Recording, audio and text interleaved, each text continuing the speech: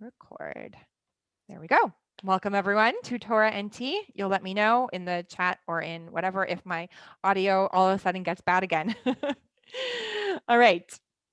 So we are at class number 4 of what I titled GPS for the Soul, which is Tanya, Kabbalah-based tools to help you understand yourself. So in lessons 1 to 3, right, we got a lot of information and instruction for living as a Beinoni, right? How to develop emotions that are in line with our actions as a Beinoni. But if we fall, we can become a victim to our negative emotions. We can get tired and exhausted and drained, right? All of these things will contribute to a lack of motivation to kind of stay in line with our emotions being in line with our actions, right? In other words, we can know everything in theory, but in practice, life gets in the way. Okay.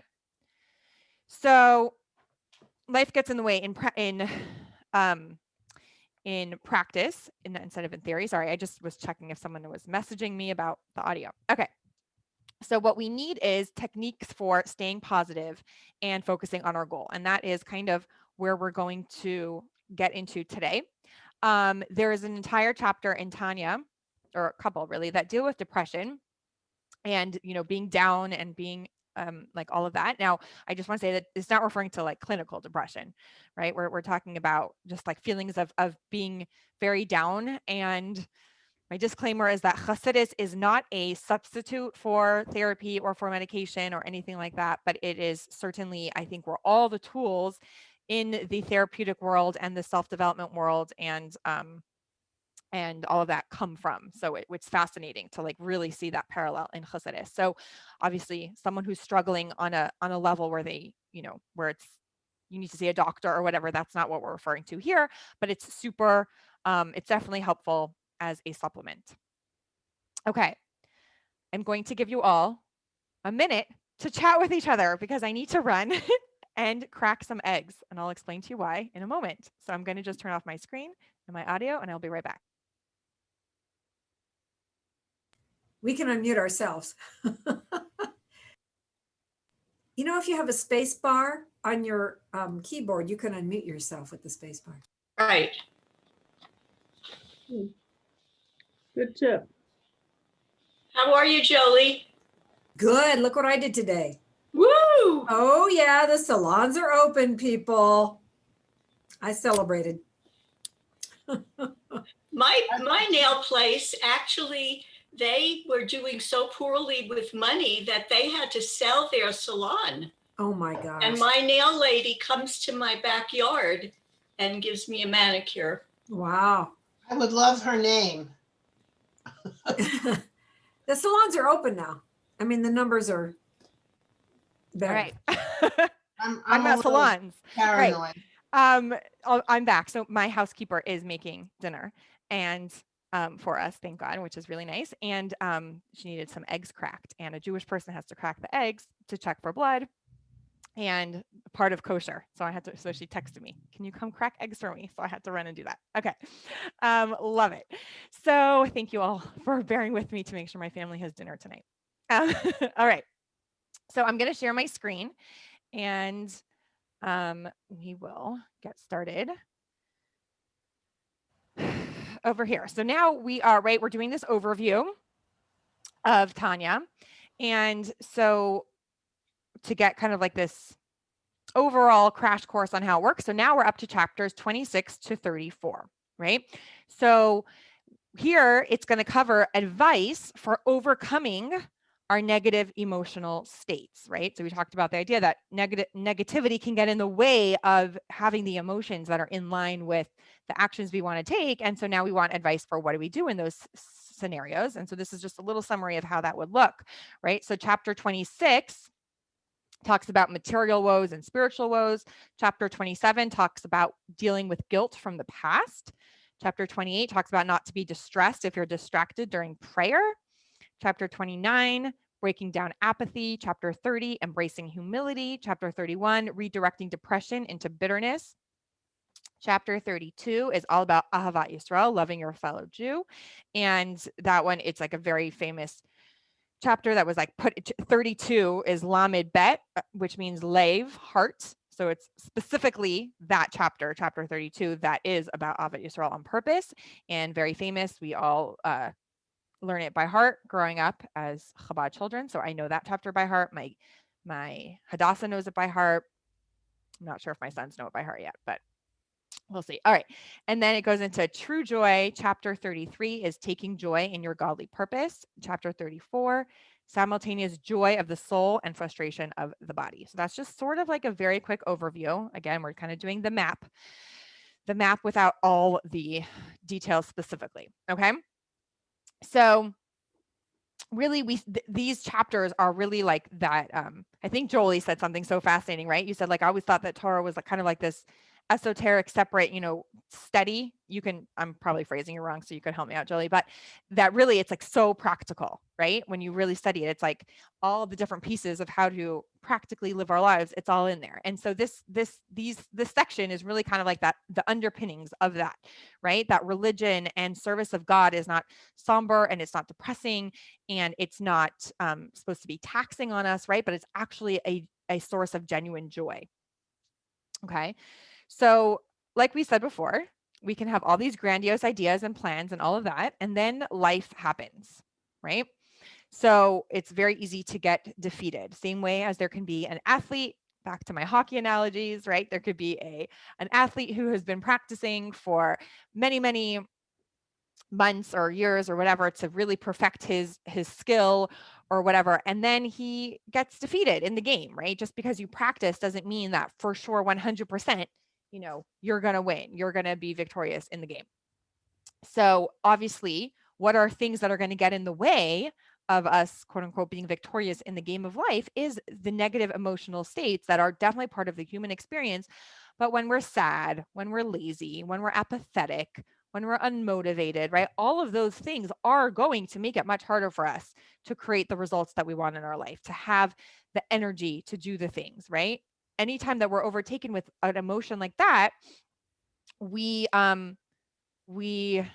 guess, I don't know if the word is diminish our chances of success at whatever it is that we're trying to accomplish. Again, especially if it's in the realm of, Bane-y behavior, right? So we're going to talk about happiness for a little bit, right? Because happiness, being happy and staying happy it's obviously enjoyable. It's one of those enjoyable emotions to feel. It has intrinsic value on its own, but it also has a tactical advantage. Okay.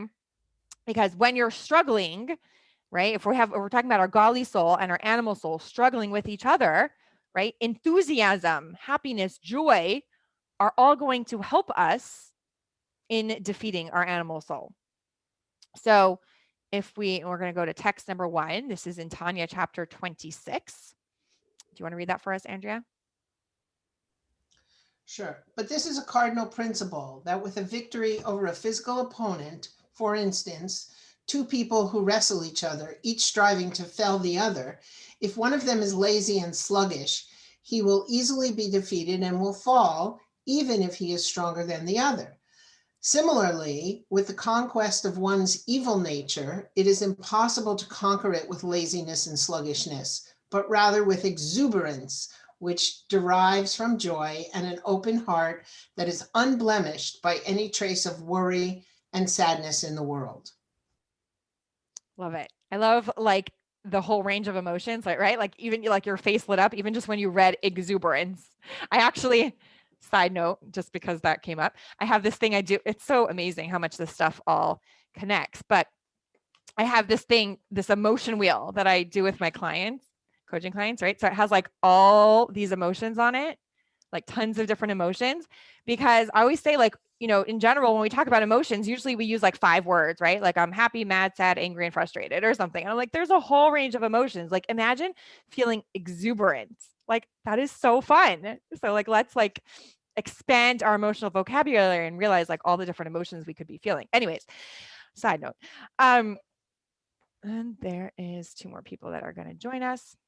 But Adina, it says, and an open heart that is unblemished by any trace of worry or sadness in the world. That's probably impossible. You think so?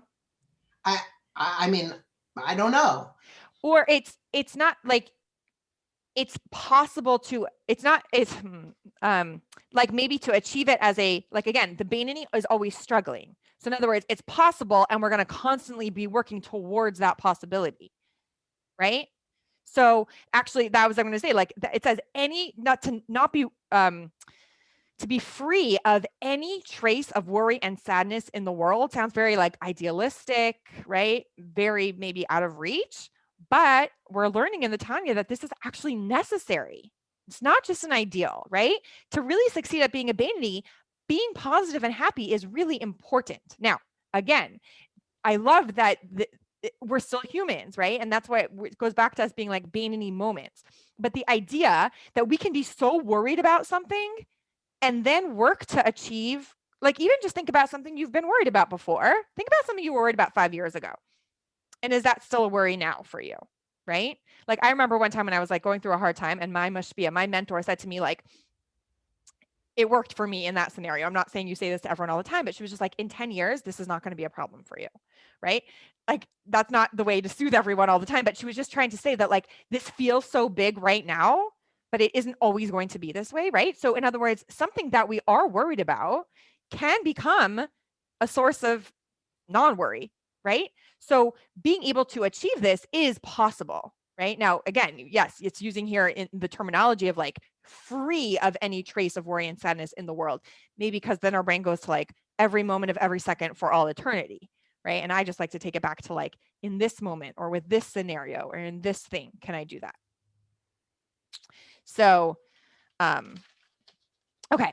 So yeah, so there's many circumstances in our lives that can trigger negative emotion in us, right? So just imagine just a bad day, right? You can ask someone, how are you doing? Someone's like, I'm having a bad day. And you can ask them, what is it about your day? And it could be anything. It could be like, yesterday someone told me that her furnace, blew up or whatever, and she had to get a new furnace, right? Or the roof is leaky, or the repair person didn't show up, or I got in a traffic jam and so I was late for this really important whatever, right? Like all these things, even just I have a cold, and colds are not fun, right? Like all these things can contribute to us like having not having a good day. And then of course there's way more serious challenges in life that can contribute to these negative emotions and to these hard things that we have, right? So this is not to explain why bad things happen to good people, or why bad things happen in general at all, right? That's its own huge conversation that I think we're going to always be discussing, never an end to that conversation. But this is just more about the framework for how we can still find joy even when life hands us setbacks. Okay. So the backdrop against which we can feel any of this, right? Any kind of joy in the face of difficulty. This is the one-liner of how any of us can achieve that any of the time, is that the understanding, the deep faith that every single thing comes from God, and everything that God does is all good. Okay, that is the one-liner of how we can find joy amidst suffering. Everything in the world comes from God, and everything that God does is good. So then we can say, why can't he just make sure that every single day, everything is good, right? Everything God, we should just have good all the time then. But there are two kinds of good. There is concealed good, which is very unpleasant. And there is revealed good, which is very pleasant. Okay, so the believer knows that both kinds of situations from God, that both kinds of situations are from God, the concealed and the revealed, and both are good.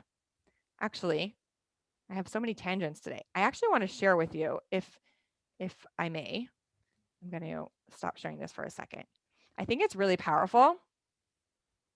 This just came to my mind right now, and I want to share this post that someone wrote with all of you. I'm going to find it, and I'm going to share it. Okay. Because it is powerful. All right. Okay. So this is what I want to share with you. I hope this doesn't derail anyone's day. But a week ago, there was a 39-year-old father of 6 who was, since the beginning of COVID, since March, has been dealing with COVID and challenges from as a result, like it complication after complication in the hospital. And his wife really, and this is in Crown Heights, he, Chabad rabbi, a friend of Menachem, you know, the whole Chabad world and beyond that has heard, you know, was really praying for him. And his wife was constantly update after update. What's going on now? What's going on now? Everyone, please, like, think good and it will be good. She was like embodying that. She was like not giving into negativity. She was posting publicly on her Facebook all the updates, everyone to pray for him. He even came home. There was a whole video. We were all dancing. All my kids, we were all dancing when we saw the video that he came home from the hospital. There was a whole singing and celebration, him coming home. The next day he had to go back to the hospital. Like, it was big, okay? And he passed away last week. And it shook everybody up because I had a really hard day that day because I really felt like, really, God, if there is one scenario where prayer works and think good and it will be good works, it would be this scenario, because the amount of prayer and the amount of positivity that was like, his wife was like, whatever. Anyways, I'm gonna get a little emotional, but I want to just share with you what she posted, because I think it's so powerful with what we're learning about. After he passed away. Well, she posted a couple things, but the one I'm going to share with you, let me just bring up my right here.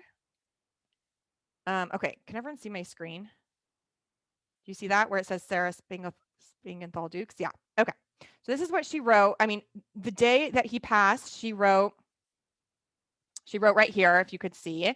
Baruch Dayan Ha'emet, blessed is the true judge. Yudi is safe. That's his name, Yudi. He is protected. You have carried him straight to the highest heights. We will see you again, Yudi. We love you. Okay, so that was last week. And then she wrote this. I'm going to share it with you right there. She wrote, I feel betrayed by God. He didn't keep his side of the deal. He didn't fulfill his promise. The foundation and core of Hasidic philosophy is that thinking good actually creates good. Complete, unwavering trust brings redemption. Baseless love brings salvation. I couldn't believe that God would actually allow this to happen. Not after everything we have all done for Yudi, for the world. Not after all the beautiful, pure prayers from children worldwide. Not after making something so beyond nature, COVID, end with something completely natural. Not after all the global unity and love we had. Not after the significant impact we had made in our lives, relationships, and the world. We continue to learn that God does not remain in debt, but he has been. He is so much in debt. He did not follow through on his side of the commitment. As frightening as it was, we trusted him in the darkest times, like he asked us to, but yet he let us fall. This was not Yudi's fight to fight alone. This was all of ours. And we were and are unbreakable. I don't know what happened. I am now not only forced to grieve the loss of half of my soul and the most incredible, involved, loving, and gentle father to my children, I also need to grieve the perceived loss of loyalty God showed us. I knew that if God allowed for anything to happen to Yudi, it would be beyond devastating, not just for our family, but for the world. I would think about what I would want to write that would bring comfort and hope at a time where we feel that God let us down. To reassure that even though this is the darkest of the dark, God is still with us. He still hears us. But then I said, no. If God would allow something like that to happen after everything we have done and accomplished during these last 10 months, I will not clean up his mess. He's on his own to find a way to comfort his people. I will stay silent. I promise to stay silent, even though in the deepest part of my heart, I knew I wouldn't, because this is what commitment is. Through my disillusionment, anger, and feelings of betrayal, I still show up for God. As much as I want to stay silent and detach from the relationship, I just can't. I will share it because I still believe it. Even though this is the darkest of the dark, God is still with us. He still hears us. Our prayers and deeds and thoughts and trust have still been accomplishing the impossible, even if we can't see it yet. God is a merciful God and loves each of us like an only child. He will respond to us. He will answer us. He will repay his debt. We will see the blessings shower down upon us. We will see the good that God sees. Our journey is not over. Please continue praying for the lofty soul of my dear and beloved husband, Chaim Shner Zalman Yehuda ben Aaron Leib, as well as strength and comfort for me and each of our 6 beautiful children. Hold us tight. There's more I will write. There's more I want to share, but for now, I need to grieve. Whew, okay. So I just thought that I was blown away after I read that because she said, I'm still here. I'm not giving up. Like, she was like, God, I'm not cleaning up your mess. This is yours to clean up. And then she was like, but I'm still here. And that is what commitment looks like. And that is what a relationship looks like, a real one. Okay, I'm going to share my screen. Back to Tanya. So yes, that is the backdrop of how we can feel joy in the face of difficulty. Our faith that everything comes from God and that God is all good, but there is revealed good and there is concealed good. And clearly this was concealed. I don't even want to say good. I'm like, I'm not calling this good, but the fact that I'm not going to call this good, right? So it's like this belief that comes way beyond human rationale, because I can't call it good. And yet I believe that everything God does is for the good. So it's going to be cognitive dissonance or conflicting. I don't even know if that's the right term, but there's going to just be conflict here because I cannot reconcile the two. And yet I can hold both beliefs, that I will not call this good and everything God does is good. And this came from God, like that idea. And I think that Sarah Dukes, she embodies that, and she embodied that herself. So, okay. Just going to calm myself down a little bit and get back to the topic at hand. So imagine that a father gives a young child a check of $20,000, right, for his birthday. Actually, not 20,000, but my cousin, we have this really funny story in our family where my grandmother gave my cousin a check for her birthday, and she was probably 4 or 5, and she ripped it up and she's like, I don't want a piece of paper. I didn't ask for a piece of paper for my birthday. And so she literally ripped the check. So clearly a piece of paper, this piece of paper that was worth more than like a toy truck, well, not a truck, let's say for her, a bracelet, right? The bracelet she would have appreciated more than the piece of paper that was worth way more than a bracelet, right? So that idea. So the problem is not that the gift of the check that my grandmother gave her isn't good. That's not the problem. The problem is that she didn't see the goodness of the gift, right? So it's like, there's something different that that my cousin would have really wanted, right? If she would have gotten something different, she would have been so much happier because she wanted something different. To her, what she got was, to her, like, no, this isn't a good gift. I don't want this, right? But what's really happening here also is that my grandmother just didn't translate to the mind of my 5-year-old cousin, or however old she was at the time, the importance of the gift, right? It's one thing if you're like, I'm going to give you something and it's going to look like paper to you, but you're going to be able to take this and you can walk into a toy store and you can buy any of the things you want in that toy store, right? That's not like she was just given a check, right? So the problem isn't the gift itself. It's the fact that it was given to her in a way where she wasn't able to perceive and understand the value of it, right? So we can give multiple examples of this idea, right? Where something could be good for the person, but the person doesn't see it. Okay. Same idea as if my kid is about to like touch fire on the stove and I yank their hand, like a little kid, right? Where they don't understand that that's dangerous and I'm actually helping them and saving them. They just think mommy just yanked me and how could she do that to me? And that idea, right? So there's just example after example of how in our world, I mean, this is probably the most famously brought example of this concept is if an alien would walk into an operating room, right? And and see somebody on the operating table and doctors all around the person, and you just see blood and cutting and, right, you'd be like that. And that person had no idea what was going on. You'd be like, stop, you're doing something horrible. How could you do this? This is horrific. That's all you see. And if the doctors were like, no, we're saving this person's life, right? So it's like from one perspective, it just looks horrible, but from the true perspective, this person's life is being saved, right? So these are all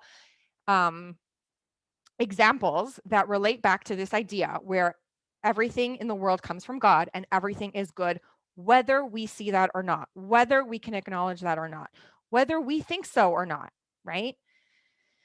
Very hard concept. Very hard concept. Very hard concept. Okay. So like I said, I can understand this logically. I can't understand it emotionally, right? So this is a concept where my emotions are not in line with something I can logically tell myself, right? My emotions are like, no, there is no way you can call this thing good, right? So we're still going to experience pain. I'm still going to experience pain because my emotions don't agree with the logic that I also believe, right? So therefore, I choose to experience the pain. And I do. I actually don't want to not. Right. This is again, I feel like I sometimes say redundant things because I repeat a lot of the same things in class. But, someone came to Elie Wiesel and said, why did the Holocaust happen? He repeats the story and he always says, number one, just because I survived it does not make me an expert on the Holocaust. So I don't know why people ask me that question. But number two, he said, I don't want an answer to that question, and neither do you. Right? He's like, if we had an answer to that question, why do we even want an answer to that question? Why did the Holocaust happen? So that we can go to sleep at night and feel peaceful. He's like, I do not want to sleep on my pillow peacefully, being like, oh, now I get it, God. Now I understand why, 6 million Jews had to die that way. We don't want that. Right? I don't want to be like, oh, God, I totally get why you would let Yudi Dukes, a 39-year-old father of 6, go through 10 excruciating months and then die. I don't actually want an answer to that. I just want it to end, right? I want Mashiach. I want an end to suffering. So we actually choose to feel pain in this world. And that's also part of Hashem's plan. But there's a difference between feeling pain and then letting that pain consume us to the point of depression, to the point of, and I'm not talking about clinical depression. Again, I'm talking about the kind that we can bring on ourselves, so to speak, with our own thinking and our own emotional world, right? Like getting too deep in that way, right? There's a difference between I want to feel pain and I'm going to let it consume me to the point where I'm just going to like give up, right? Where I'm just going to fall prey to my emotions and be so depressed that I'm just like, I'm done, right? I'm done with my relationship with God. I'm done with doing good in the world. I'm done with, any possible, bringing Mashiach. I'm done, right? Like that idea is where we want to be careful between choosing to feel pain and choosing to become a victim of our pain, right? So it's possible that we can find some solace in the thought that in this idea that painful events actually bring us closer to God. Why it has to come through pain is the way God set up the world while we're in exile. It's not going to be that way when Mashiach comes. We don't have to become closer to God through pain, but the truth is that from our pain comes our purpose, so to speak. From our pain, we become closer to God. Adrian asked, does good mean good for the individual or cosmically good? That's a really good question. I'm going to say, I need to think about that one. I'm going to think about that one. Does anyone have any thoughts that they want to share on that? Because that's a really good question. Uh, I thought of something, Adina. Yes. Even though you're going through pain at the loss of this wonderful man, from being able to see him and talk with him and gain his wisdom, if in due time there's a foundation set up for him in his name, in which people can give money to further what he was doing when he was with us, even though I didn't know the man, but that can, when the wife is ready, because right now she's, going through so much, and grief is part of the whole process. But at a certain point, when she feels ready, that might be a way to continue his wonderful nature with those of us who are still, Yeah. shall I say, above ground. Yeah. So that's kind of like what we're left like, right. It gives us some solace to be like, well, now what are we going to do in this person's memory and honor? Right. I mean, I'm sure our brains can still ask us like, kind of like, I don't know if any of you heard Dina Horowitz speak. Her husband, Chabad rabbi, they used to be in Temecula. He has ALS. And when she spoke, she would say like, everyone tells me like, you're so strong, so strong or whatever. And she's like, then I don't want to be strong. Like, I would rather be considered the weak one. Like, if this is what strong people get, like, no, thank you. Right. So, and I don't mean to discount what you're saying, Nancy, because you're 100% right. Like, as Jews, that is what we do. We rebuild, right? We grieve and we be in pain, and then we get up and we rebuild always. That is what, and from, I forget the line that the Rebbe wrote to somebody, but like, when there was like a massacre in Hebron, I don't know the details of it, but yeah, the whole community there was suffering. The Rebbe said, like, from your, from this idea that we rebuild, we move on, right, after we grieve. So yes, 100% that's what we could do. At the same time, it's more like a measure of solace than like a, oh, and now it's worth it, so to speak. Yeah. Yeah. I had wasn't- to leave, excuse me, I had to leave Yeah. for a little while, but I was wondering because what I'm thinking is that it shouldn't be right away. Yeah. Sometimes it takes time Yeah. Right. and I think the worst thing is, you know, your mentor who said in 10 years it won't be that important. It has to be a certain something that isn't that important at that moment. Right. I remember, somebody, anyway, this teacher came up to me and said, you know, this shouldn't be that important to you. And my response was, it really is important to me. It's not important to you, but it's important to me. And I think one of the things is, I think Naomi Berger can probably help me with the clinical word that you can have two beliefs that are opposite each other at the same time and still function. Mm-hmm. But I think, you know, letting somebody be really unhappy is okay. Yeah. Oh, And 100%. there was, yeah. in one of the books, it was like, you know, somebody said, she's very up and she's doing stuff and she has this friend and, you know, the friend doesn't respond when she tells her something good. And it's like, the friend who's going through this doesn't need to hear from somebody who doesn't have a problem. You know, you may think it's good to hear good things, but sometimes you're just not ready for them. Yeah. But I think in knowing that we have both sides and, you know, something good will come out of it. Well, at that moment, you're going to have to just say, I'm in the middle of it. Yeah. Yeah. And she wrote that, right? Sarah wrote that at right. the end of her post. She said, you know, I have more to write, but now I need to take Yeah. time to grieve. And it's let her grieve. I mean, I think that, I mean, the story is horrible. And to try for somebody to say, oh, something's good going to come out of this is like, yes, in the future, we'll be able to say something good. But right now, she's in pain and she has every right to be. Yeah. And you do too. Yeah. I mean, you were Yeah. suffering along with her. Nancy, you know what I'm thinking though, and kind of like as a synthesis with what Harriet's saying too, is I'm remembering that our Tea and Torah started, our Tea and Torah is a result of the loss of Miriam. Tell me, remind me her last name. You're talking about Rashi Minkowitz. Oh, Rashi. Rashi. Why did I think her name was Miriam? I don't know why, but anyway. No. You're right. Yeah, Rashi Minkowitz. That's right. That's why we started the Tea and Torah. So they're Such a good memory. I'm so happy that you, yeah. Well, something good came of that, but the valence to me is all wrong. It's like hitting a fly with a baseball bat. I might Well, I have don't think become one a better undoes the person other. because I lost my husband, but I'd still, you know, I could have done it in a lot more gentle way. I just think you kind of have to live with the pain and that's it. You know, there isn't a compensation. Yeah. Not one that's going to mean anything. Right. So that's like what Jolie was saying, right? It's two separate things, right? There's like the Yes. pain, and then there's not like, oh, to take away the pain or to even to lessen the pain. I don't even know if that's like none of that, but it's just like, but over here, I can do something in that person's memory, or over here, here's what started as an initiative. And that is beautiful. But I don't think that, I think it is two separate things. And I'm just going to share, just because you brought that up, Nancy, about like, you know, what could be, I just want to share actually, because it's relevant, what he did. So, right, there's Chabad rabbis that will go to all sorts of places all over the world to start communities, like how we came to Novato, but he actually stayed in Crown Heights, which is like the Chabad headquarters.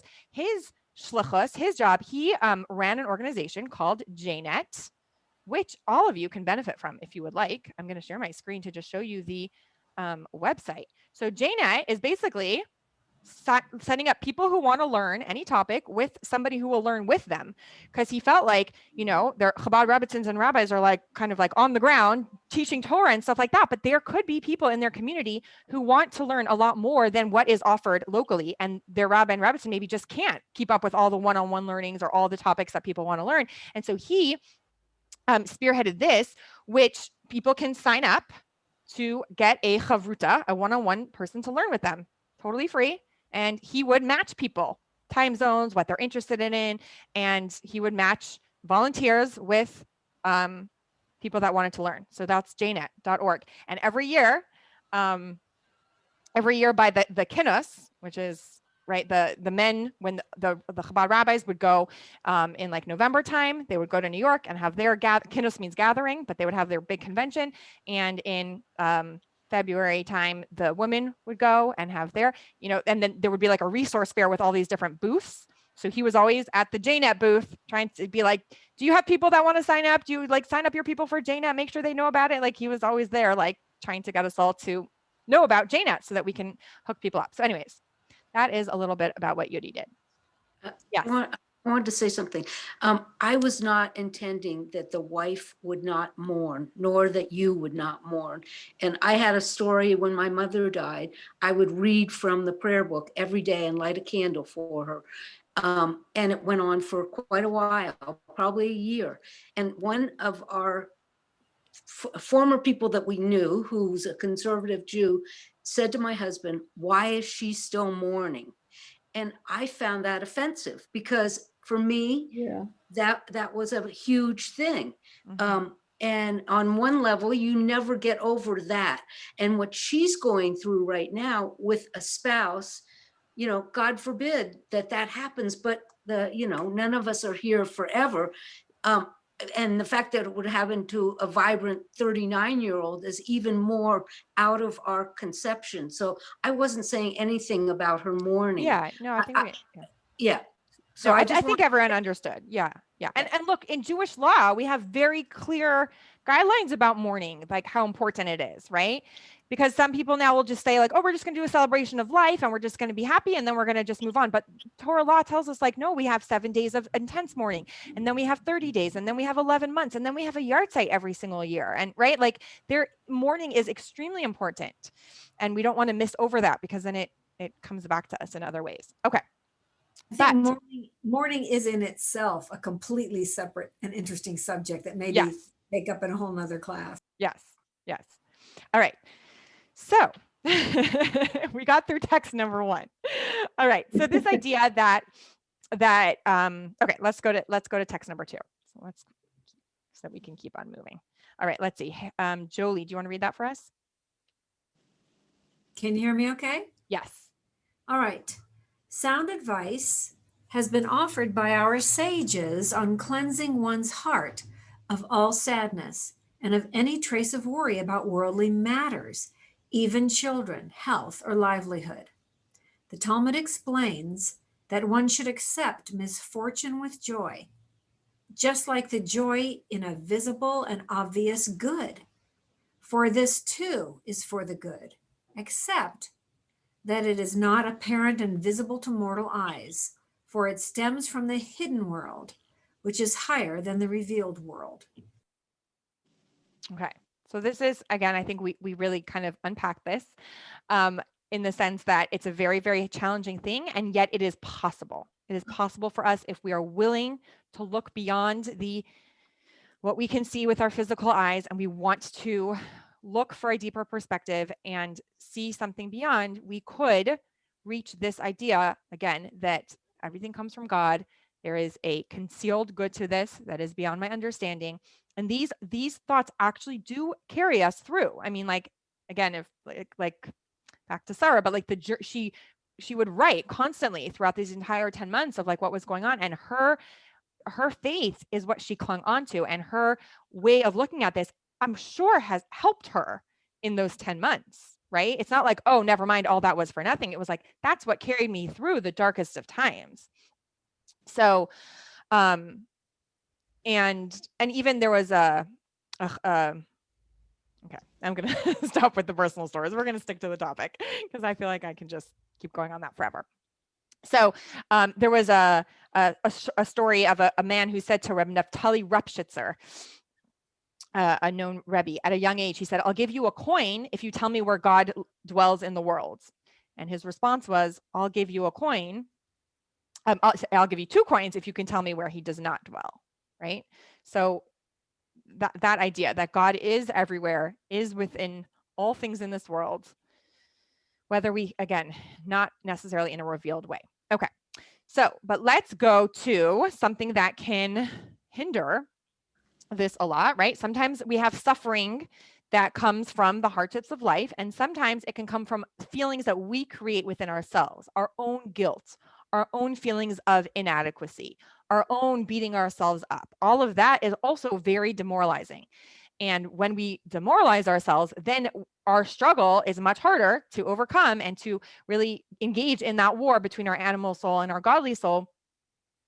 Our fight is much harder when we're also like really, really, really down on ourselves, right? So there's two kinds of guilt. Actually, I think in the self-help world or whatever, I think like Brene Brown maybe coined it, that there's a difference between shame and guilt, right? Shame is like, I am bad, and guilt is I did something bad. So guess what? Tanya tells us the exact same thing. There is feeling bad about what you did, which is the garments, right? The levushim. We said our thought, speech, and our action are our garments. They're the way we express ourselves. So there's feeling bad about what we did, and then there's feeling badly about who you are as a person, or not even as a person, but like, I feel so bad that I even want that. I feel so bad that that's even something inside of me. That is kochot. Your levushim are the how you express yourself. Your kochot are your like innate abilities or your innate pieces of you, right? So same idea. Two kinds of things. So we have to understand that our yetzer hara, our evil inclination, wants us to feel guilty, especially when we do something wrong, right? It's a tactic of our yetzer hara, which is part of our animal soul, right? Because if it can get us to feel guilty, then what do we have? This cycle that you see here. We feel guilty, and then we indulge in the guilt, and then we put ourselves down for it, and then we feel even more guilty, and it just goes, and we're kind of like spinning, kind of like, what's it called? Spinning our wheels in the mud, right? We just keep on keeping that cycle. And so guilt is actually a tactic of our animal soul, or the yetzer hara within our animal soul, to say like, let's get you to feel bad about yourself, so you feel worse about yourself, so that you just keep this cycle going, and then you go down that path. Okay, it's a vicious cycle. So text number 3. Let's see. Harriet, do you want to read that for us? Text 3. As for sadness connected with spiritual matters, one must seek ways and means of freeing oneself from it. That this applies to the time of prayer is obvious, for one must pray to God with joy and gladness of heart. But even if one is occupied in business and worldly affairs, if there should descend upon him any sadness or anxiety about spiritual affairs during his business affairs, it is certainly a trick of the evil inclination in order to lure him afterwards into lust, God forbid, as is well known. For if it were not so, whence would a genuine sadness, one that is derived from love or fear of God, come to him in the midst of his business affairs? Okay. So now we have to understand, okay, if we do want to think about, though, right, like where does like remorse come in, or really like, spiritual stock taking, thinking about ourselves, where does that come in? We have to understand the when and the how. When do we want to do that, and how do we want to do that, right? So, because otherwise we have that guilt cycle. So for the when, the Tanya tells us that the best time is at nighttime, when we say the evening Shema. So before we go to bed, we say the Shema prayer. That is the time for spiritual stock taking. That is the time to ask ourselves, how is my day? What did I do well? What do I want to change differently for tomorrow? Right? Not in the middle of prayer, for example, which is sometimes when all the other stuff likes to pop into our heads. That might be a time. That is not the time for spiritual stock taking, or not when you're in the middle of doing your work or your business or all these things. When it comes to you in the middle of the day, the Tanya tells us, when it comes to you in the middle of the day, that is another tactic of the evil inclination of the animal soul, just to get you down on yourself. It's like, ooh, let me come now and derail you from like what's actually happening in your day, to get you to feel bad about yourself, and to get you to start harping on yourself and being mean to yourself and all of that. And instead of a time to like genuinely look into ourselves, right? Because it's very different also. Sometimes we're just like being mean to ourselves versus like genuinely like saying, what do I need to change? What do I want to work on? How's my relationship with God holding? What mitzvah could I work on more, right? That is very different. And the time tells us, when is that time? So the when is, again, at night, when we say the bedtime Shema. That is a really good time for spiritual stock taking of our day. So that's the when. Now, what about the how? How should we do it? Okay. So the how is that we don't just start thinking about every little thing, right? Because that can also be a rabbit hole that we go down. Hold on a second. Okay. Right. So that could also be its own, because then we can either, once we start thinking about the details of it, we can either go into self-justification and be like, well, it's right. Like we said, it's so easy to be like, it's not that bad. God doesn't really care. I can't really, right? We go the self-justification route, or we go into self-punishing. We could be so extra mean to ourselves. So the how of spiritual stock taking is don't worry about all the details. Look at the bigger picture, my relationship with God, and to realize that every single action we take is either one that takes us towards God or away from God. That's really all we have to think about, right? Is this action taking me towards God or away from God? We don't have to think about the details of it, because of those reasons, right? Either we're going to be like, well, that's not such a big thing. This thing is a big thing. That thing, like then our brain will start going all sorts of places, right? But if we just look at the general idea, that my job is to have my godly soul win over my small city, my body, and have my godly soul rule. And what does my godly soul really want is whatever God wants, and to be really in touch with God, et cetera, right? Then we just have to ask ourselves, is this action or is this thing or whatever you're doing in your spiritual stock taking, is it taking me towards God or away from God? Okay, so let's go to text number 4. Let's see. Do you want to read that for us, Adrian? I know you just sat back down. You want to read text number 4 for us?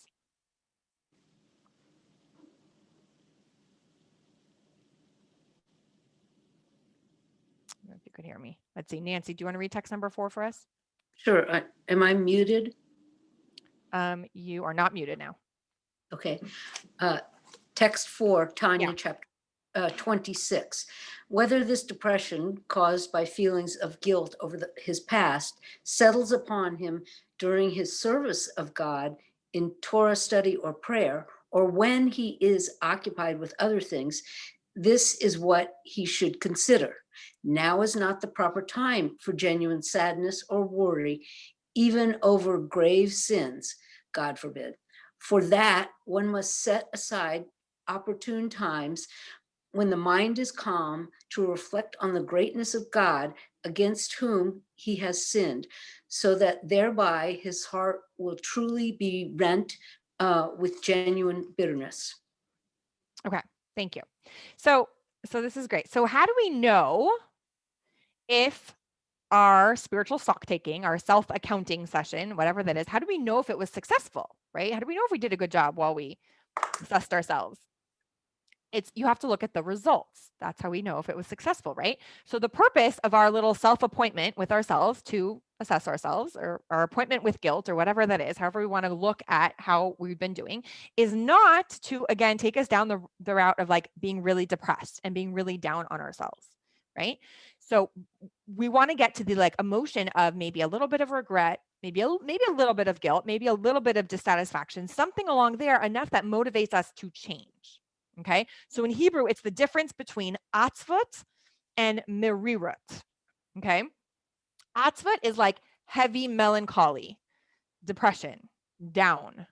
Okay, and the Alter Rebbe says we need to stay away from atzvut. But merirut is like translated as bitterness, coming from mar, bitter, Miriam, right? But it comes from the idea of feeling a little bit of like that remorse or that bitterness, or right, whatever English word. But that doesn't mean wallowing in it and sticking in it. It's enough to motivate us to change.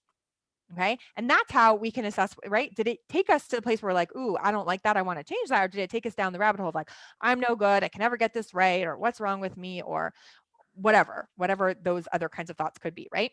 So there is no inherent value in Judaism, or at all in general, in wallowing in guilt. There is nothing good about wallowing in guilt. I love this quote that guilt is to the soul as pain is to the body, right? Pain in our body is just an indication that we need to look into what's causing it, right? It's just like, oh, signal, my shoulder's hurting me. Maybe I need to go get it checked out. Or maybe there's an injury that I didn't realize, whatever, right? Like the pain is just a signal. Same thing with guilt. Guilt on its own has zero value, except for the fact that it could be a signal like, oh, let me look into why, and let me kind of do a spiritual stock taking. Okay. So that takes care of, like, if we would say the difference between guilt and shame, right? Shame is I am bad, guilt is I've done something bad. So this so far what we've talked about is the doing, right? It takes care of the doing. When do we want to think about what we've done? Not during the day, not during prayer, not during business, not during other things, in the evening, before or around the bedtime Shema.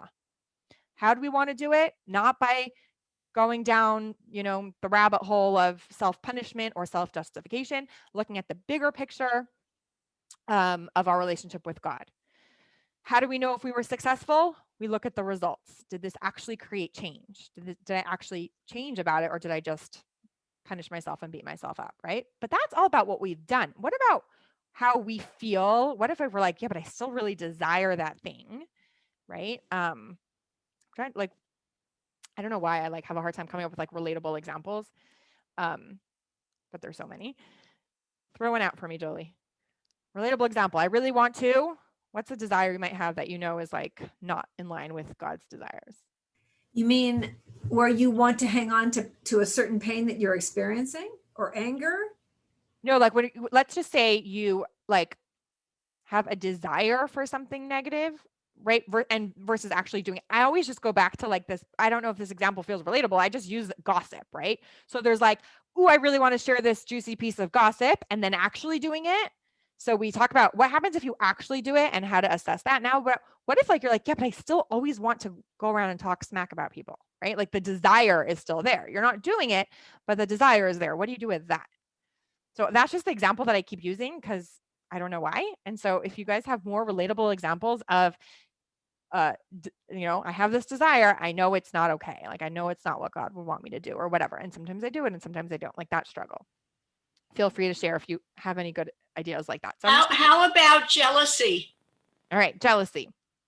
Jealousy, I find is more challenging only because what are the actions associated with, right? Jealousy is about the emotion inside of you and what you do with that. But what are the actions you would take as a result of jealousy?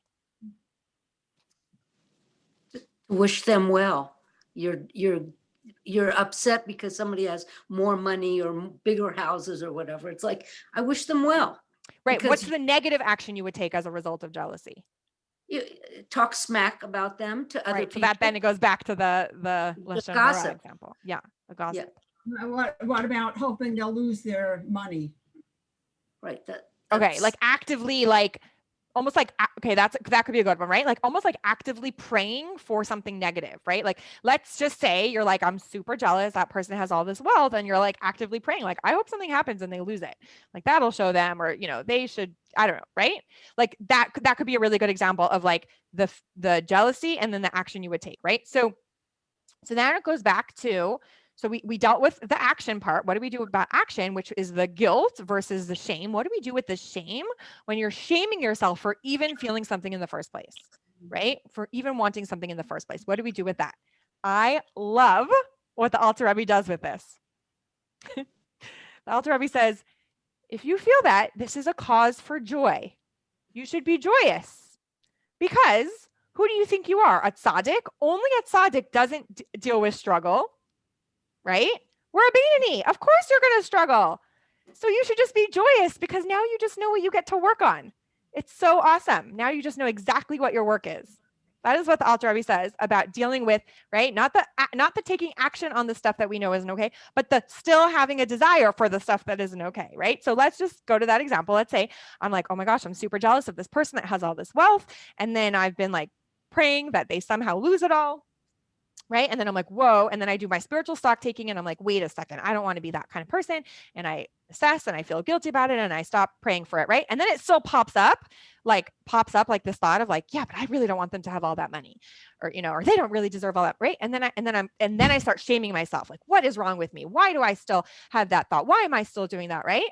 And then we can go down that shame cycle. What does the Alter Rebbe say? Who do you think you are? A tzaddik? Of course you're still going to have that thought. We're want to be Beinonis. That's what we are, right? Of course the struggle is going to be there. You get to celebrate. This is your work. This is your job right now. This is exactly the stuff that God wants you to work on. Well, I have lots to celebrate then, Adina. Exactly. Well, I like the idea that it's very human. Yeah. And to me, that's nice. And it fits in with, I think that we as Jews have our people that we look up to in our Jewish faith, they all have issues. They're not perfect. And I think that, like being human means that you do make mistakes and you can feel things that you really shouldn't feel, but you do. And I like the idea that just tells you you're human. Right. But again, I think you're talking about not dwelling on it. Like some people go over and over and over, and after a while you want to scream and say, no, let's do something else or change the subject. But I think it's just really human, and it makes me feel good about it. Right. So there's two parts, right? There's the like, I'm human. This is totally normal. Of course, I'm going to struggle this way. But then we don't want to go to like, we want to accept that part of ourselves, but not accept in the way of like, yeah, of course I'm just going to be jealous. Of course, that's a human emotion. I'm just going to always be jealous, right? We're like, so we do want to look into that, but the Alter Rebbe says, but it's a source of joy. Like, this is so great. Now I get to work on my jealousy, right? It's like, I just love how the Alter Rebbe takes it there. And there was, like, in other words, right, our negative emotions can be a source of joy for us. That is essentially what the Alter Rebbe is saying. And, there was somebody who one time came to the Tzemach Tzedek, the third Chabad Rebbe, and he's like, Rebbe, I don't know what to do. Like, I have zero desire for studying Torah. I don't want to study Torah. I really don't know what to do.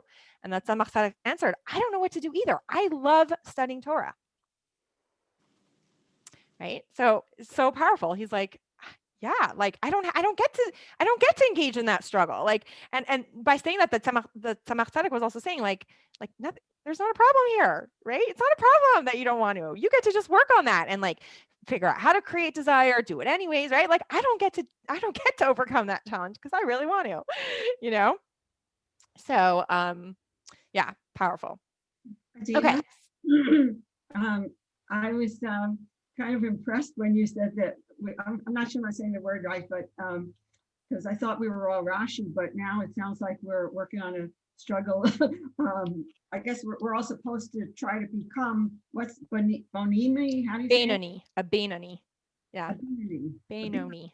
Yeah. So that's why I say we're wannabe Benonis, or we're struggling Benonis, or we got Benoni moments. Because if you start thinking, oh, really, I'm a Russia, right? That could also really get you down. Now, if you want to like pick it apart and look at the Alter Rebbe's definitions, right?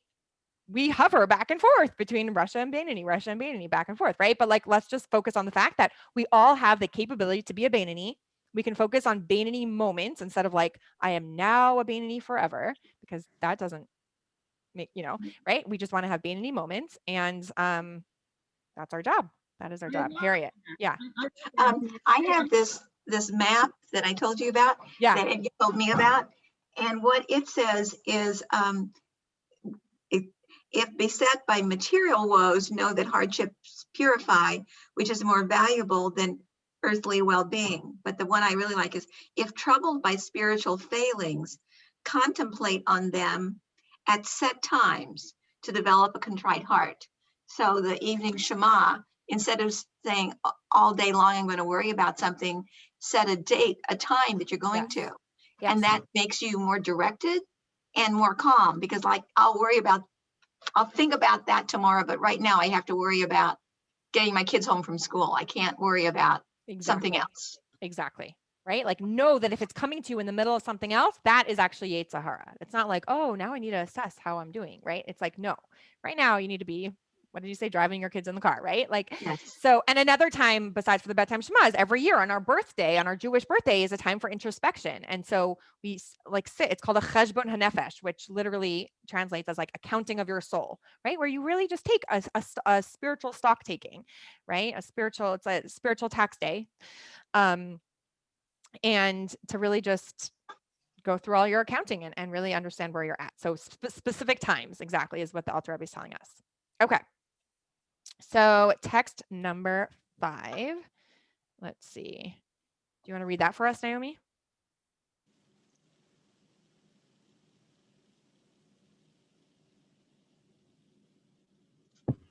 There you go.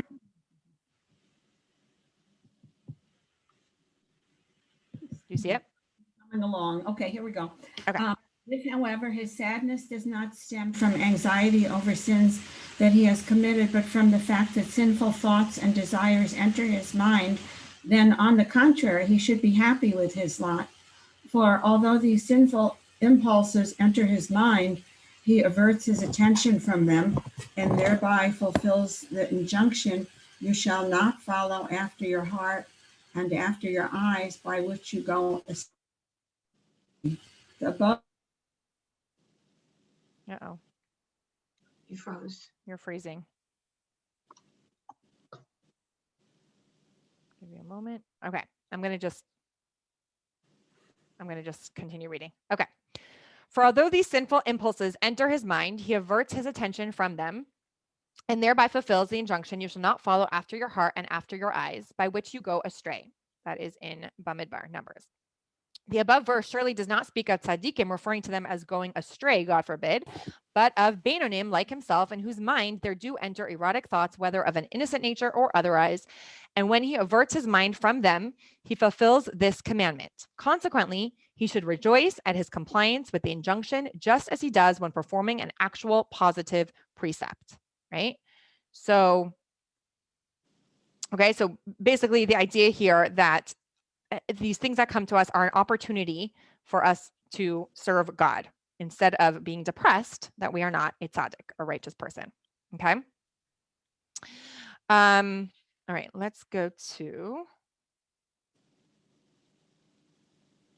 text number 6. Let's see. Sandy, do you want to read that for us?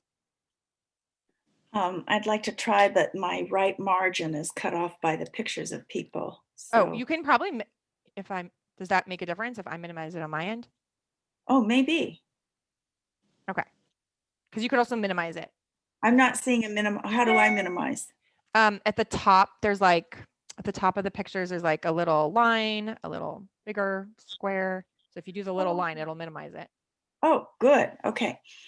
On the contrary, such sadness is due to conceit, for he does not know his place, and that is why he's distressed, because he is upset that he has not attained the level of a tzaddik to whom such foolish thoughts do not occur. If he knew his place, he would see that he's very far from the rank of tzaddik, and that his great aspiration should be to become a Benoni and not a Rasha for even a single moment throughout his life. He would also understand that grappling with his impulses is an appropriate task for Benoni, and it is, in fact, their mission in life to subdue the evil impulse and the thought that rises from the heart to the mind, as explained above. Thank you. Yeah. Right. So I really love the Alter Rebbe's spin on this to really help us with the negative emotions that come to us. Right. So this is about, we've talking about this idea of happiness and the necessity for happiness in order to overcome our animal soul, right? But what about just like happiness in general happiness, not like in order to, right? And I would say, again, the biggest line for that could really just help us with that is to see ourselves as souls that happen to be in bodies rather than bodies that happen to have souls. And I think that's like a very important distinction because it changes our self-concept about what we're here for and why and what could be going on around us, right? Because we get so, I guess, caught up in the physicality of the world because we are physical beings and we do see things through our physical eyes and all of that. But when we can identify with our soul more than with our body, then we don't get bogged down as much by the ups and downs that life offers us, right? And we can find happiness in things that are beyond what we see with our physical eyes, beyond just a physical existence, right? We can find happiness in something transcendent, in something more eternal. If you were to, right, write down, let's say, a list of all your desires, anything you want, right? There would probably be a mix in there of things that are very physical and things that are more spiritual, right? There might just be some very physical things like, I don't know, a new car. Our catalytic converter was stolen from our car. Oh, Did I no. tell you that? Yeah. No. So crazy. Oh, So my God. 3 days ago, our catalytic converter was stolen from our car, and on Sunday, right before Hebrew school. I'm at Hebrew school, and Rabbi Land was trying to come, and he's like, I'm running late because our car is broken. Things are falling off of it everywhere, and he ended up borrowing someone's car because she was babysitting Hannah. So he got a car. He got to Hebrew school, fine. But the tow truck guy said that 50 of them. He had 50 of these calls in the past month. So everyone. This is a group of people that are coming from the north and working their way down from the north, stealing catalytic converters, which are quite expensive. Really? So I didn't know that. parking on the street is not advised. Right. And our car was on the street, even though the tow truck guy said that wouldn't have helped because he's done ones in driveways, but our car was on the street that time, Saturday night, I think it was. But anyway, we borrowed a car from somebody, and then that car didn't start in our driveway. So yesterday I couldn't make it to my bat mitzvah lesson, so I texted the family. I'm like, come to the house. I'm stuck at home. All right. So if So we make a list, you had lots to celebrate yesterday. exactly. Sunday. Right. So there's an example, right, where you could just get totally bogged down by what's going on, or just be like, it was meant to happen. And, the thoughts that there's a reason for this and it's okay. And we can move on, right? Things that can bog you down or help you kind of tap into I don't know what the word is, a higher mentality of being, so to speak. So anyways, if you were to make a list of things you want or your goals in life, your aspirations, right? You would probably end up having a mixture of some very physical things and then some more lofty things, some more spiritual things, right? Because we have both sides of us. There's nothing wrong with that, of being new car, but also I want to work on my trait of jealousy or whatever, right? Or I want to, whatever that is, right? So it's going to be a mixture. And that is what we know. But at the same time, then you can ask yourself, but which set of, right? If you almost divided that list, and just because we're running a little late, I'm not going to, we could do this as an actual exercise. Everyone write down their things and we could talk about it. But if you actually then divided the list into what might be more physical goals and what might be more spiritual goals, and then you ask yourself, which ones am I actually pursuing, right? Or which of the list, which ones am I pursuing more, right? Am I pursuing more the ones on the physical list or more on the loftier or spiritual list? It might kind of give you some insight into whether you identify more with your body or more with your soul, right? Back to that self-concept. Are we bodies and souls, or souls with a body? Yeah.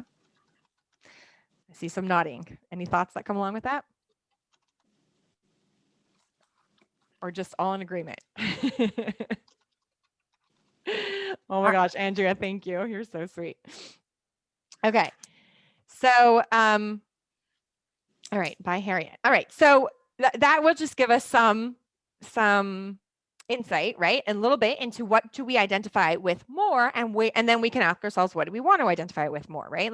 So I encourage you, so you can all do that exercise on your own, just to kind of give yourself, it might just give you some awareness into all of this, right? About how in tune you are with your soul's needs and your body's needs and all of that. All right, so now we are at chapter 31.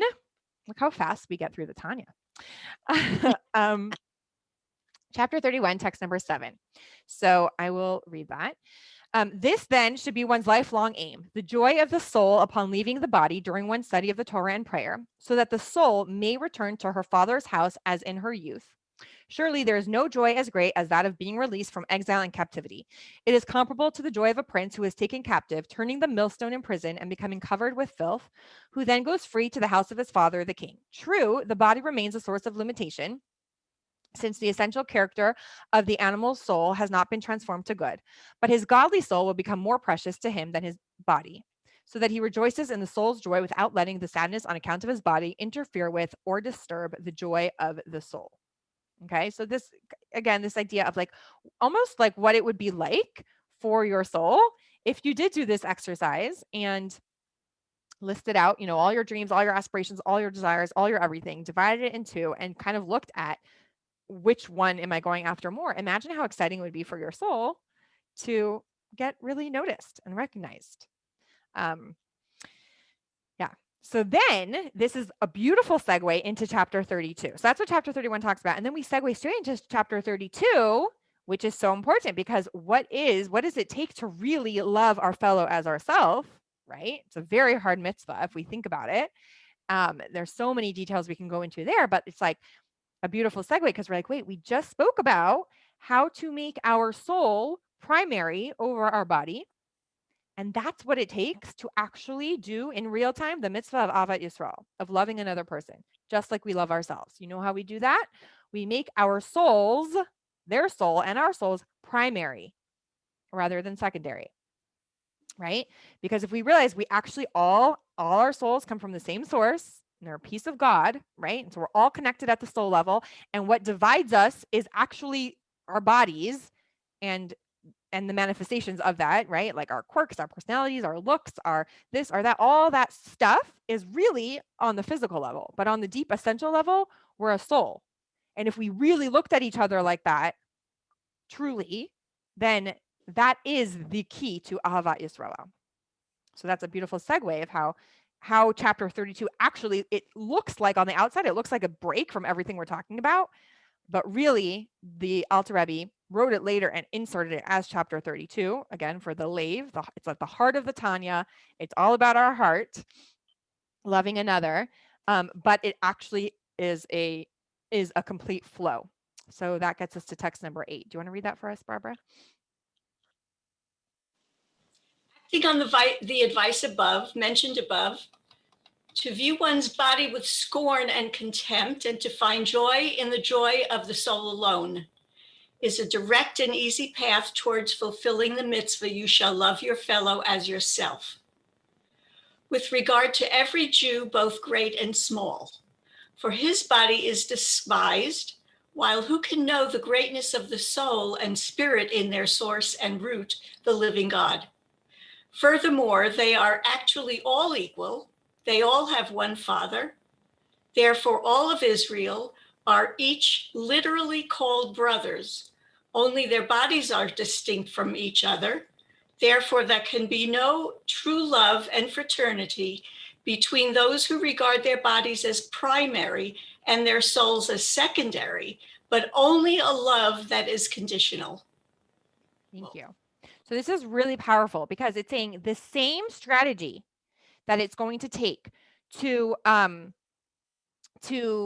overcome negative emotion and our challenges and to really tap into our godly soul is the same strategy that it's going to take to achieve this mitzvah of loving another. And that is making our soul primary, making our soul essential, right? Realizing that what divides us and what separates us is actually the physicality, right? And what do we say? Our animal soul wants self-preservation, physical self-preservation. That's what our animal soul cares about. So to our animal soul, it's really important to create division and to say, you're like that, and I'm like this. You're the other, and I'm the this, right? That feels like self-preservation to the animal soul. To override that, we have to realize that actually there's way more that unites us than divides us, right? Because the truth of who we are is souls that happen to have bodies. And on a soul level, right, we're all connected, we're all united, right? And this can go back, right? Let's say to that example, we were saying, what if you have jealousy that someone has more money than you, or that they have so much money and you want it, right? To realize that what they have is not in conflict with you, right? The separateness on the physical plane, that's what you're making the difference in on a physical level. But who you are at your core and who they are at their core, there is no separateness. There is no division, right?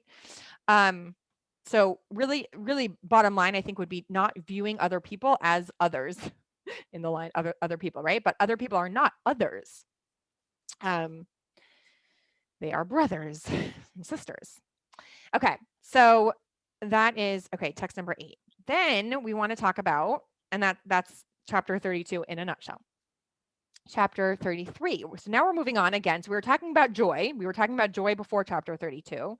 Then we're talking about how to find that within love of another. But we're now going back to joy, right? How do we tap into this essential level of love? How do we get to this really, this rejoicing in the nearness of God? Okay. So there's 3 truths that are going to allow us to tap into this essential joy. right? And we kind of discussed them already. So number one, the world has a purpose. Very important. The world has a purpose. It's not here by chance, created by God for a purpose. Number one. Number two, we know what the purpose is. Okay. Making this world a home for God, making this world a holy place. That is truth number two. Truth number three, you, every single one of us, we, collective we and individual you, have a role in fulfilling that purpose, right? Which means every single one of us are needed and every single one of us are necessary. There's no being like, oh, I'll just have a free ride here while everyone else does the work. None of that, right? Every single one of us are so needed and so important. Okay. So those are the three truths that really, if you tap into thinking about that, it brings us so much joy, because God could just be this God that's like, I have a desire and I create the world and I don't need anything from you and you don't have to do anything and I'm fine. But that's not what God chose to do. God chose to create physical beings with souls, or souls that have a physical being to them, that could be on this very lowly world, where the lowest of worlds, where it's could be very dark and there's lots of challenges and people could deny godliness and it could look like there's no God, etc., etc. And God says, but you down here, I want a relationship with you. I want you to connect to me. There are things you can do to connect to me and to have a relationship with me and to make this world, like, bring it to the fruition of the entire purpose I created it for. And that is incredible, right? So just knowing that, like, wow, we have so much value in God's eyes. We are so needed. We are so important. We're not just like this little speck of dust in this big, vast universe that means nothing. It's the exact opposite. Each of us should view our own self as if we are God's one and only child. That is how God feels about each and every single one of us. And that itself is enough to bring us to joy. Okay. So text number 9. I'm going to read. So, yet another means of leading one's soul to true joy, especially at those specific times when one finds it necessary to purify his soul and illuminate it with a gladness of heart, is this. Let him then think deeply and picture in his mind the idea of God's true unity. Let him consider how he permeates all worlds, both upper and lower. Let him consider how even this world is filled with his glory and how everything is of no reality whatsoever in his presence. He is one alone in the upper and lower realms, just as he was one alone prior to the 6 days of creation.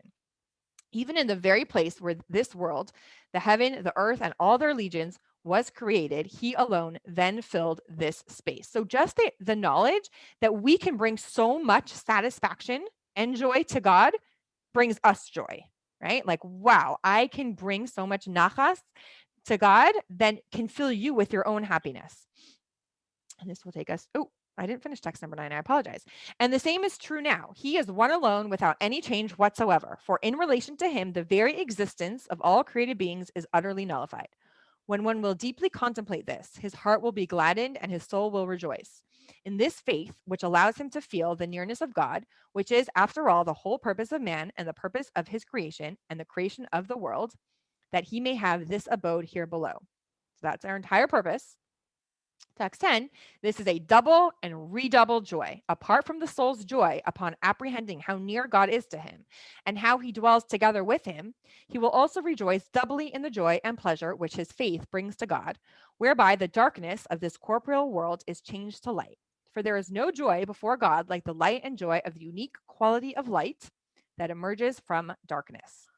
This is the meaning of the verse, let Israel rejoice in his maker. That is to say that every descendant of Israel should rejoice in the joy that God feels in dwelling here below. So it's like double joy. It's like God gets joy and we get joy for giving God joy. Lots of joy to go around. All right. And that takes us to the key points of today. Let's see. Andrea, do you want to read that for us? Number 1, the process of self-change can be both difficult and daunting. And without an attitude of joy and optimism, one may lose the motivation and edge one needs to continue. 2, one can feel hopeful in the face of life's challenges by reflection on the fact that everything that God does is good, though good can sometimes manifest itself in a concealed manner rather than a revealed manner. 3, one can resolve feelings of guilt by appointing particular times to review past actions and develop a concrete plan for improvement, but unchanneled feelings of guilt are non-productive and cannot be allowed to weigh down the entire day. Thank you. Never mind. There's more. I keep like forgetting that there's like more to my pages. Do you want to read more? Sure. 4, shame is utterly futile. Instead of feeling depression because of the ongoing struggle with temptation, one should view it as an opportunity. Through overcoming the challenge, one is serving God. 5, a shift in self-concept so that one identifies primarily with the soul rather than the body is the key to experiencing the joy that results whenever we do a mitzvah. 6, when we view our fellow Jews primarily as souls and not bodies, we are genuinely able to love them as ourselves and sense that truly we are all one. 7, engaging in mitzvot allows us to fulfill our life purpose of building a dwelling for God in the lower realms. It is a source of joy that we are able to live purposely and feel close to Him. 8, there is added joy in our feeling of privilege in being God's partner and host in this world. Thank you. All right. And that ends class number 4. Wow. Not a very big subject, Adina. Can't you give us something a little heavy? That's why you got to come to Kvel and Kvetch. That's where the light subjects happen. All right. I have one question. Yeah. And that is what is the difference and what are the Hebrew words for the word faith and trust? Because in the morning prayer, Moda Ani, we talk about faith, emunah. Yes. But is there a difference between faith and trust? Yes. Emunah is faith, is translated as faith, and bitachon is translated as trust. And that is a great and beautiful and humongous topic that there is no way I can answer in the 2 minutes I have left before carpool. So what if I do? I'm going to just make a note of it because that is a fantastic question. There is emunah and bitachon. They're both beautiful and important and different. You know what I'm thinking is that the two future subjects maybe for Tea and Torah that are deep enough to unpack in classes would be mourning and grief and also trust and faith. I love that because it's complex. Both are complex. Yes. Adina, do you need a car for today? No, wait, hold on. I was like looking out. I'm like, what cars do we have in the driveway? We got her fixed. We got a new catalytic converter. I don't know. They might steal it again, but for right now, our car's fixed. Okay, we've got an extra if you need. Thank you. I so appreciate that. I'll keep that in mind. Drive safely. All right. Bye, everyone. Bye.